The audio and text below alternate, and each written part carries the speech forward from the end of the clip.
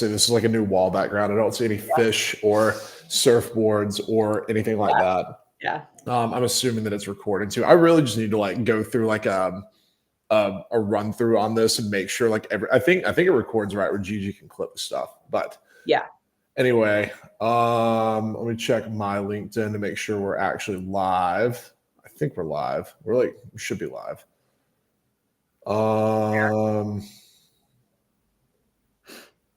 Videos. It's probably live. Okay.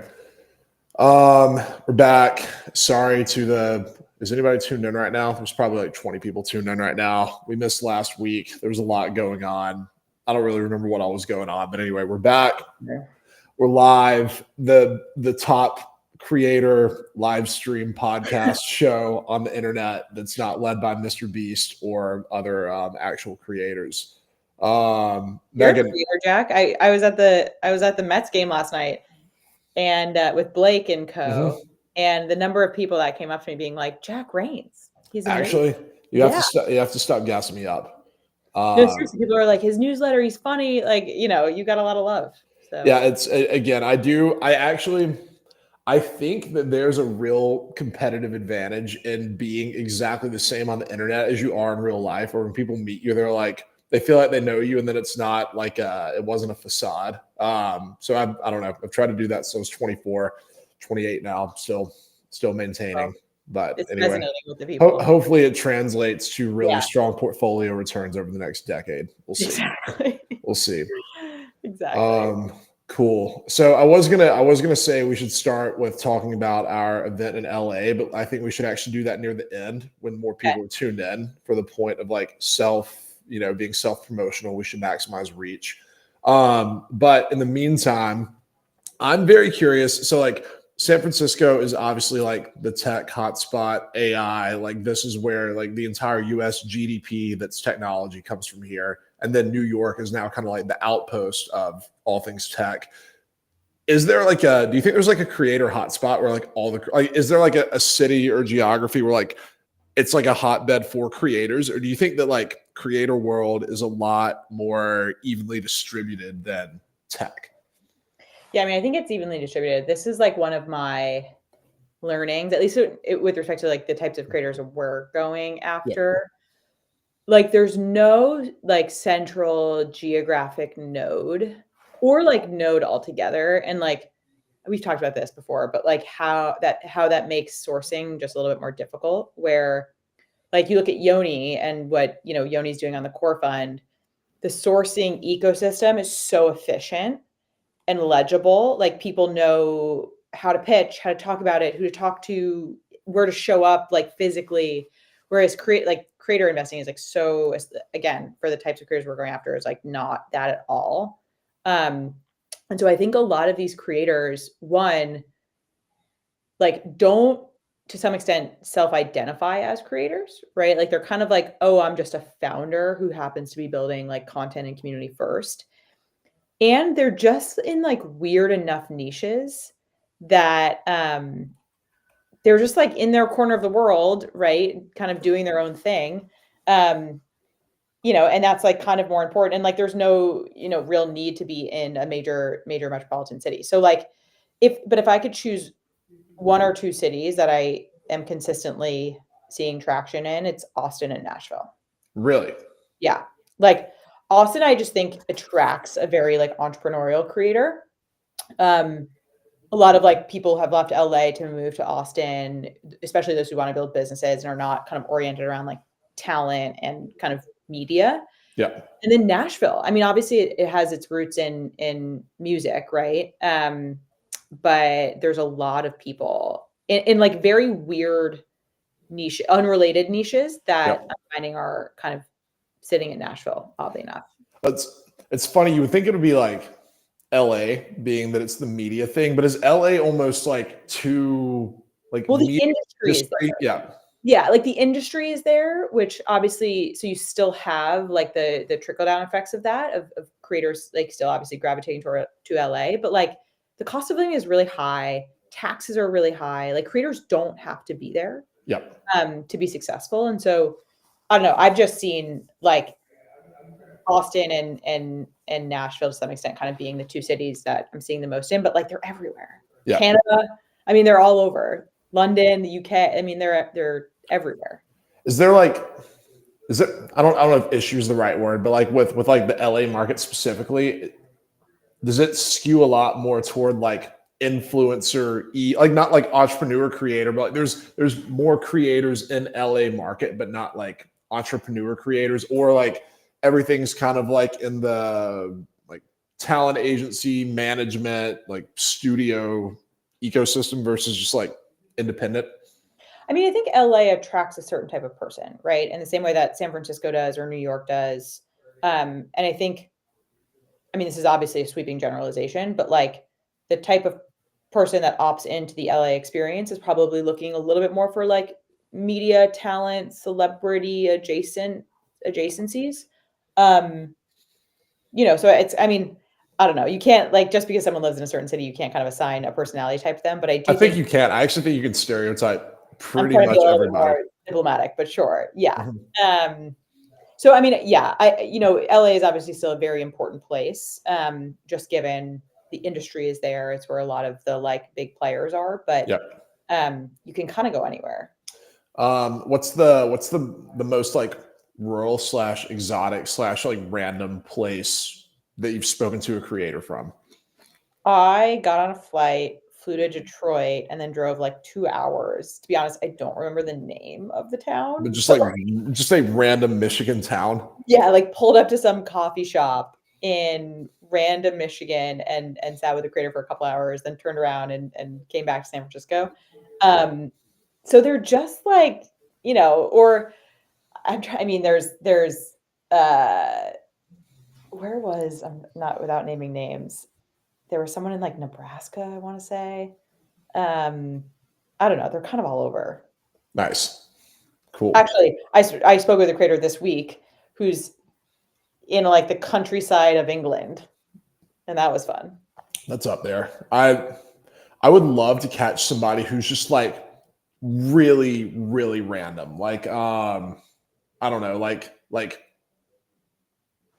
I've no idea what even I don't know, like one of the northern territories in Canada, not like populated Canada like Toronto, like US plus, but like way like in the Yukon. I don't know. I'm actually talking in 30 minutes. I'm calling a duck hunting creator. And he's I have no idea where he is. He's somewhere in the central time zone, but probably Arkansas. Have you ever been duck hunting? No, but my family is there. They are big duck hunters. So I like told my dad and my brothers, and they're really excited about this call. It's one of those things, like as someone who grew up in South Georgia that I know from growing up, and You may know this person. I'll text you the name. I'm down. I mean, I don't really follow duck hunting creators that much, but out of like I've gotten deer hunting, duck hunting, whatever. Most of it's pretty boring because you just kind of sit there. Duck hunting in the realm of like killing animals is by far the most fun. It's the sportiest version, and it's like a whole thing. Like you get to get dressed up in like a ghillie suit. It's just like it's also the best. Like city people love duck hunting because it's the most like, oh, I get to play hunter. Like it's just like a much more fun way to do it. For sure. Although you have to get up at like 4 a.m, right? To go, and it's like sometimes cold and like not all that fun. No, you have to like beat the sun. You have to be like posted up 2 hours before sunrise. It's like that's not my kind of activity. That's opting out. Well, it is fun if you're into that type of thing. Okay. So follow-up question, somewhat related to are there hot spots? Do you think that like creator branded events are good places to source / find creators, or do you think it's like adverse selection is probably like too strong of a word, but like, what do you like? Have you found any, I guess, strong creator leads from events that were branded around creators? Around like the creator economy? Yeah, or that are just like marketed toward like creators broadly, like creator economy or anything that's like creator economy-ish. Yeah, I mean, of course, right? It's like law of large numbers. Like there's going to be enough people at those events where like inevitably you run into interesting creators or conversations. I actually think the more interesting events, which I know that you and I have talked about, are these vertical events hosted by creators that almost become like trade events or industry events, depending on the niche. And the creator just like happens to put it together. God, I'm just dying at the LinkedIn comments coming or the comments coming in. Yeah. So yeah, I mean, like, yes is the short answer. You always meet them, but again, like in the spirit of there's very few like aggregation nodes where these people all kind of congregate, or at least like the right pre-qualified types of people. It's kind of hit or miss, honestly. And like, I think you can kind of like delude yourself into being productive at these things, but yeah, I don't know. I mean, the weirdest thing about creator sourcing is like, you can have a conversation with a very random person and they could introduce you to the next investable creator because of how niche we go.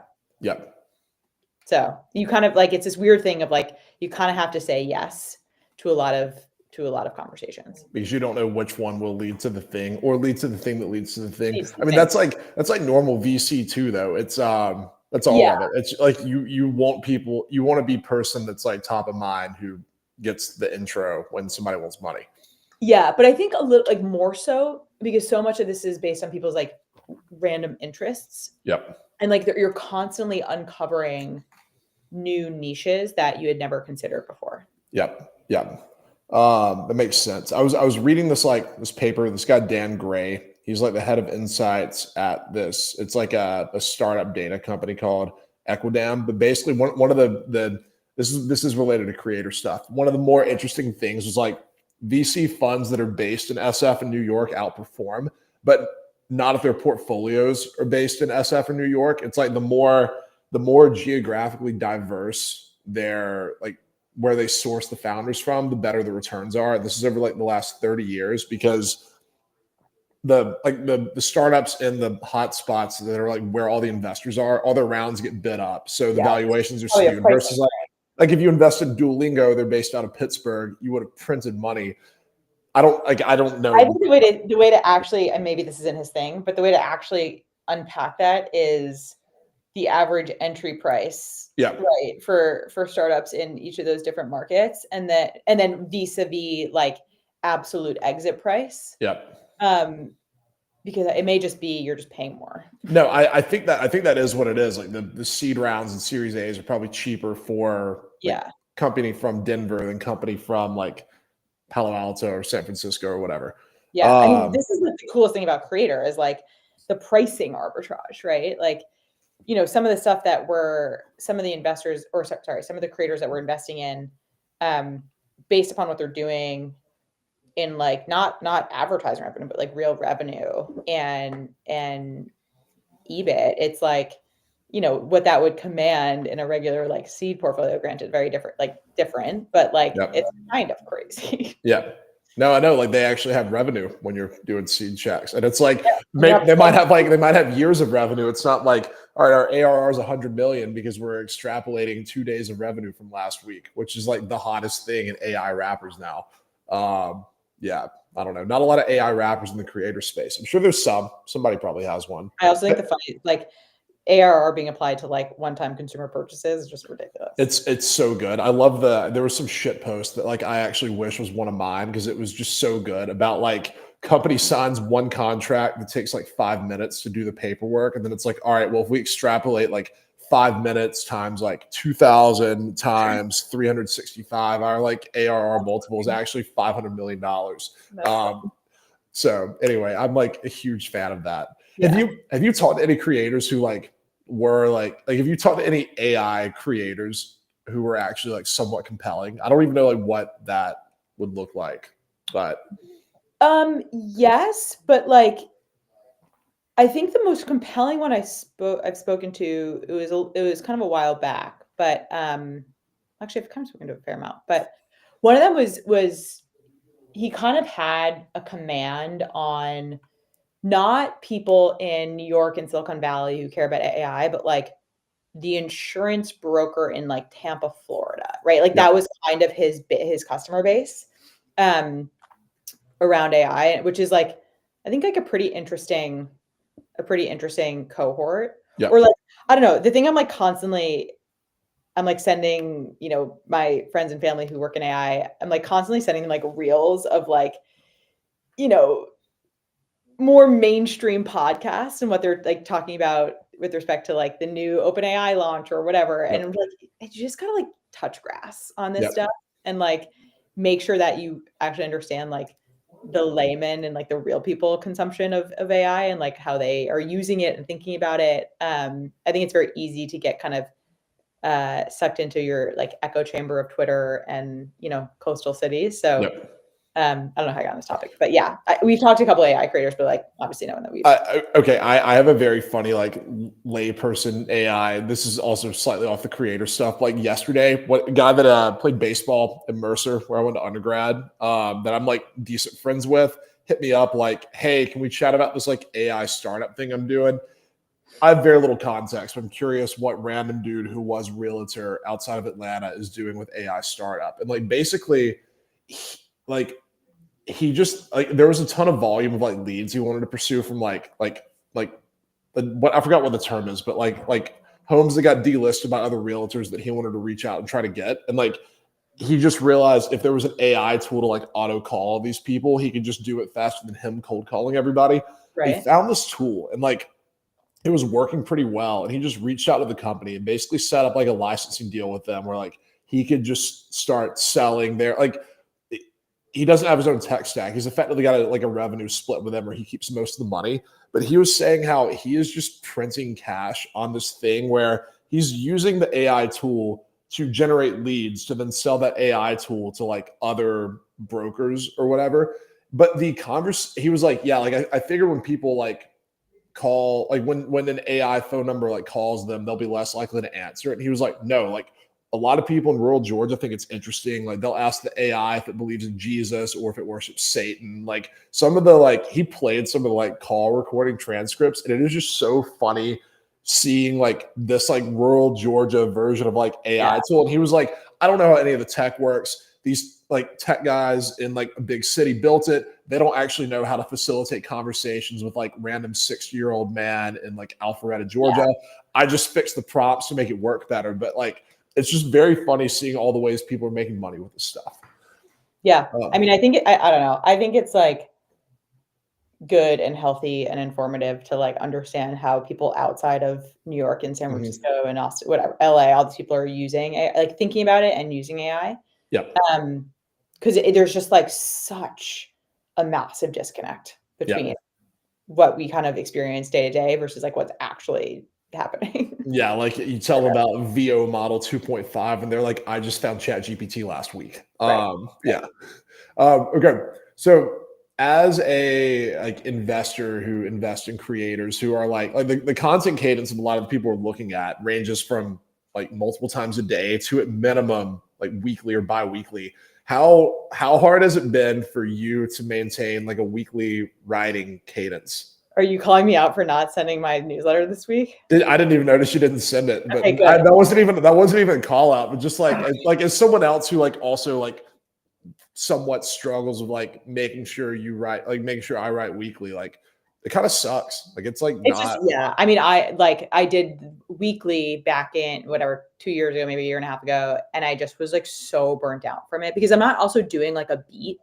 Yeah. You know, I'm not like reacting to news. So like every week you need to sit there and be like, okay, what's like somewhat novel, informative, like a little bit more like intellectual take on what we're doing. And so it's kind of like a tall order to do that week over week. And like this week, for example, I had an idea of what I wanted to write about. So I started writing about it on Monday and then in back and forth to the city and just like a lot going on and just like didn't have time to actually like sit down and write about it. So yeah, I mean, it's hard. I mean, the other thing, I read this tweet.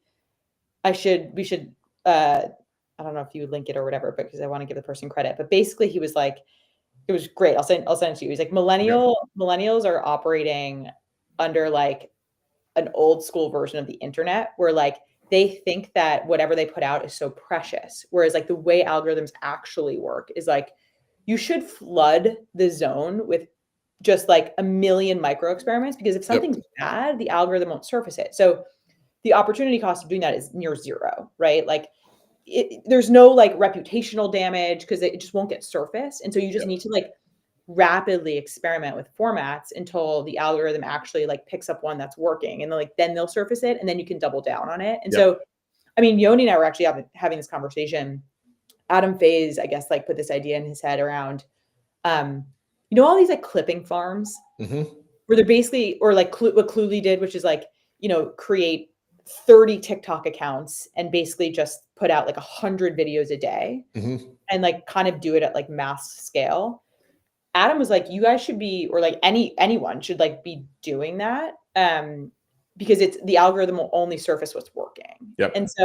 And then Yoni and I were kind of going back and forth, like the true millennials we are, of being like, is there like reputational risk to that? Like, are people going to like see us trying something? And then like the answer is like, probably not, because like it just won't get surfaced.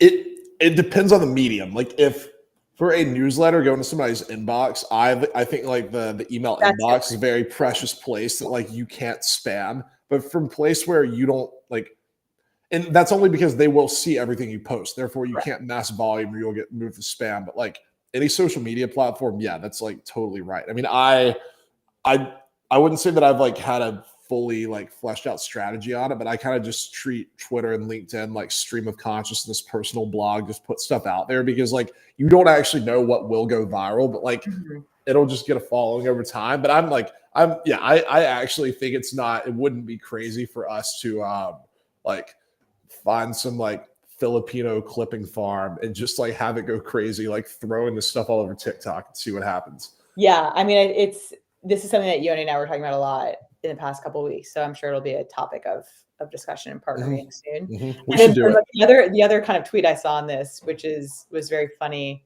Someone reposted Satya being like, here are like the ways in which I use ChatGPT or like GPT-5. And it was like, and he's like, okay, the CEO of like the biggest company in the world is like doing a Twitter thread. Like you can too. It's being like, cringe is okay. How much do you think the Satya ghostwriter gets paid for writing threads like that? Like, do you think they pay him in Microsoft stock, or do you think they just give him like because I remember 2021, some of the like I should have been more shameless and just taken it, but like I was getting some like I was getting people hit me up like, I'll pay you $10,000 for like X number of Twitter threads a month. And I was like, no, I don't want to do it. But actually, I probably should have just done it. Like there's so much money in being person who like writes threads or clips TikToks for like people with money that like need the distribution. It's an absurd like underworld like content economy.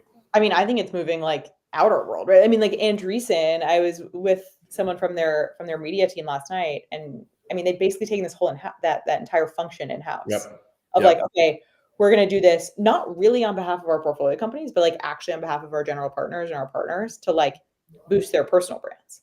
How much of it is like helping deal flow versus like it's people who just really want clout and want their opinions out? Like you can tell yourself like, oh, this will help deal flow, but like everybody knows who A16Z is. It's not like they're like an undiscovered. Yeah, but the point is like, we know who Andreessen is, but like, can you name their like top 10 partners? I can't.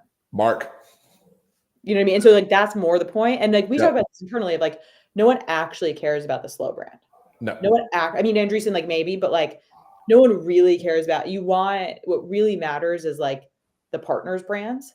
And it actually just becomes like, it's less of a branded house and more of a house of brands that like actually is the way forward.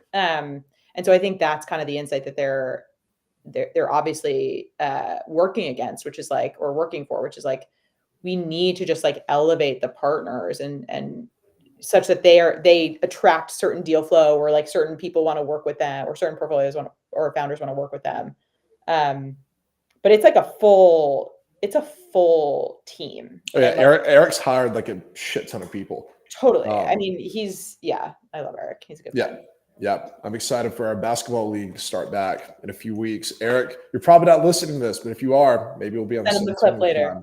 Maybe you'll be on the same team. We should have him on the live stream one time. We should. I also like that A16Z and like a lot of firms are doing this now. They just call everybody partner. Like they have like 500 partners. I looked at their site the other day. Doing it. There's people there's people younger than me that like just graduated college, and it's like deal partner. Like, what does that mean? Yeah, but like but it's kind of like the secret's out, you know. And so if you're a founder, you're kind of like, okay, like what are you? Yeah, it's like if they look 24 and it's his partner, maybe that's it's like analyst plus. Right.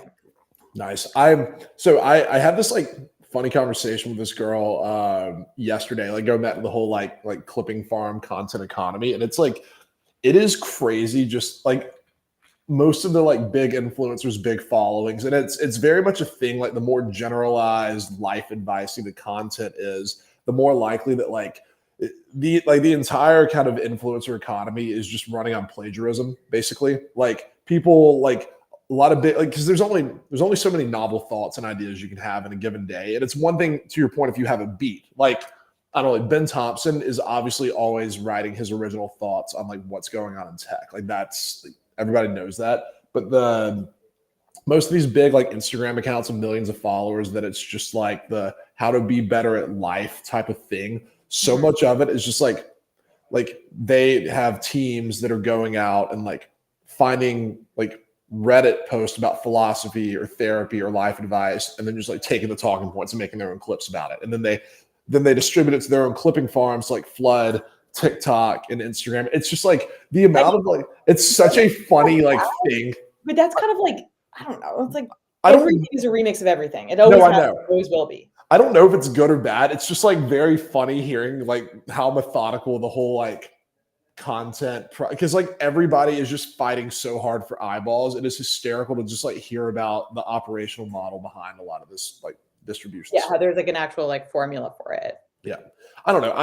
I saw that like I like Ryan Holiday's stuff a lot, and I've noticed like he has like his newsletter. Like I've read his newsletter for a while, and it's usually like his newsletter is primarily book recs, and then he'll link blog posts there. But he started just like publishing instead of just keeping everything on his email list. Like he publishes like LinkedIn articles and newsletters. They're the exact same thing as like what's on his newsletter, which is what's on his Medium, and it's got me thinking like. Should whatever I put on Substack, instead of linking to Substack and LinkedIn, should I just publish the same thing natively on LinkedIn? Probably. It probably gets more engagement. Like and then should I just do that on X? Because I've had this whole, all right, it's tougher to get people to like, websites don't want readers going off the website. And then also readers just like want to keep scrolling. So I think I'm going to start doing that where just anything I write just gets published natively on whatever platform. You should. I mean, that's exactly what Yoni does. He just takes the same content and syndicates it across all of those. It's the same exact word, whatever, right? Like, or maybe he puts in like a screenshot of like for Twitter, but like, it's the same content. And watching him do it real time is kind of funny because it's just like copy paste. But yeah, I mean, I think that's right. Like, you get people to stay on platform. Yep. I used to be so pretentious about like, I just want the emails and email lists, but like, you'll still get some number of that by like putting it out there. So yeah, I do think the whole like flood the zone, I don't know, the Kobe Bryant method, be a high volume shooter and just like put as many shots out there as possible is it. I mean, that's kind of what we're doing with this. So it's just a lot of work. Yeah. I mean, yeah. Well, is it though? Like if you take the one original thought or idea and then you just like slightly reform that, right? Like, you know, it all comes down to like, what are you putting out? And like, does the quality matter? Yeah. You know, and like, that's kind of the rate limiting factor of like how quickly you can do this and how painful it has to be. Anyway. Okay. Who, and if you can't say the names, like just in general, what were the most interesting creators or creator that you met this week? Like, did anything stand out that is disclosable? Like, wow, even if it doesn't fit for us, this person was just like super fascinating. I mean, yes, and you were on the call. Do you know who Greg got? Oh, yeah. I guess we can't probably in like the home gardening space we could describe it. I mean, this guy is like a multi-time entrepreneur of varying success and failure, and just like wacky as can be. And like I told him that to his face, and he's like, "Yes, I am." You know, it was just like, it was an epic conversation. I don't know that. I mean, we'll have to talk about it internally. I don't know if he's a fit for the creator firm, but the idea is like so. It's kind of interesting. I mean, like there's a place for it in the world for sure, and like as evidenced by like his sales numbers. You know. Yep.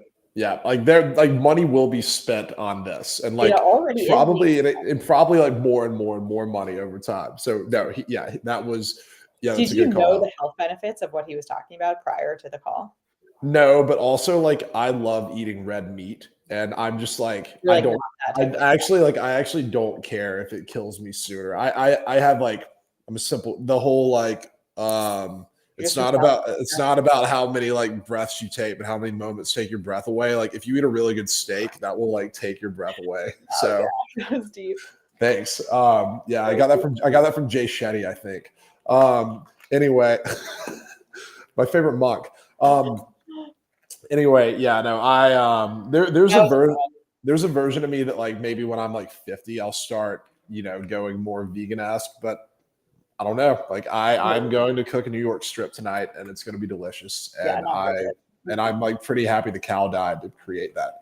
Animal products are too good. Yep. I will eat like a salad with it though to balance it out because this is health. This is balance. No, I was not fully aware of the health benefits of this like certain type of creators thing that he's doing, and I don't know. We'll see. I was, and I'm like, but only because I have some people in my life who are like extremely early to a lot of these health trends, like years early.